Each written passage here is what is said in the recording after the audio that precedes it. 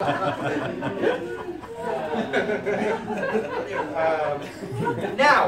here's something you gotta really get disciplined around is you gotta clean out the garbage, you gotta load up the truck, you gotta take it to the dump, but you're not allowed to spend a lot of time at the dump.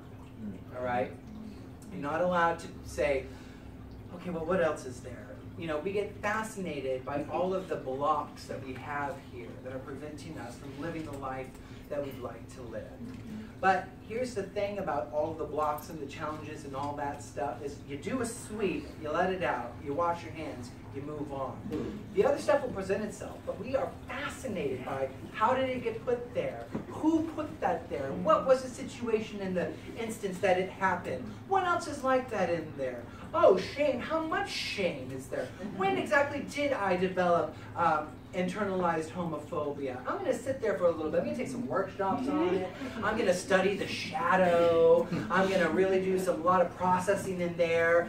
And what begins to happen is you spend all your time looking at all the blocks you have that are preventing you from living the life you'd like to live, and you're not living the life you like to live. You're living a life of process. Yeah.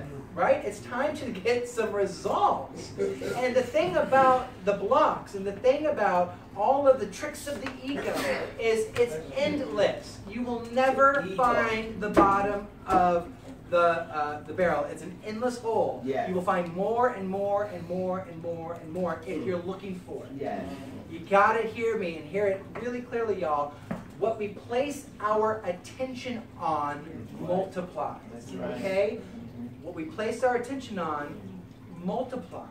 I'm going to say it one last time. What we place our attention on multiplies. What we place our attention on supports us in aligning with the vision that we'd like to create.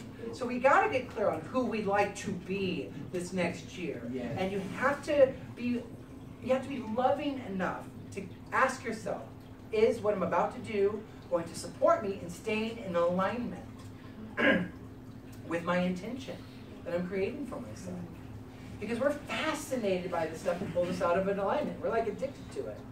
Like, oh, I had this beautiful day. And listen, I've done this. Like, I had such a wonderful day and so much love. I think before bed I'm going to watch a true crime drama. And just really terrify myself before I go to sleep tonight. Or, oh God, you know, today just really went my way. I'm just gonna go to Fox News real quick and just see what they're saying. And then all of a sudden it's like, this place sucks! We're screwed! We're off on the hills! Pack your bags, Patsy! We gotta go! Ow! Right? Because it's what we're paying attention to. It's what we pay attention to. So, throughout your day, we have to begin our day by handing it over to our spiritual, highest, holy self, however you identify, your guides, your angels. If you're talking directly to God, that's great, but you give your thinking, your thoughts, your mind, your day, your words, your actions over. Because if you don't consciously hand it over, by default, you're going to give it to the ego, right? So you begin by aligning with the highest possibility for your life. You pray, you meditate, you clear your mind. That's why there's always so much emphasis in the morning. Start your day in that. Don't wait till the evening to do it.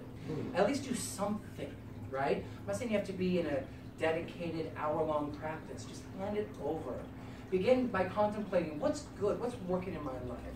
Gratitude helps you clear the space. Why? Because you're shifting your focus to what is working, what is present, what you love, right? So right away, the attention goes to what you're grateful for, you're aligning with the higher something, and you stay that way. You don't spend 5